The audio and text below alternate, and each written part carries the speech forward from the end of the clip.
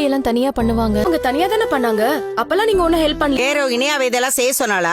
இல்ல ஆண்டி, இப்ப பெருசா பசிக்கல. என்ன அரிசி வேகவே இல்ல? ஏண்டி ஒழுங்கா சமைக்க மாட்டியா? என்ன இவ்ளோ காரமா இருக்கு? ஒருவேளை இன்னைக்கு ரோஹிணி சமைச்சாங்களோ? நாளா சமைக்கல ஸ்ருதி. இந்த சாப்பாடுக்கு ரோகிணி சமைக்கிறதே பரவாயில்ல மாதிரி தான் இருக்கும். என்ன ரோகிணி அவளுக்கு போய் சப்போர்ட் பண்ணிட்டு இருக்கற? என்னாச்சு வேணா? உடம்பு சரியில்லையா?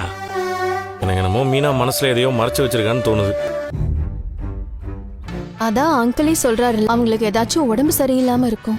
என்னாச்சு மீனா? எல்லாம் தெரிஞ்சு நீ எப்படி கேள்வி கேக்குற? இதெல்லாம் உன்னாலதான் நிம்மதியாவே இருக்க முடியல.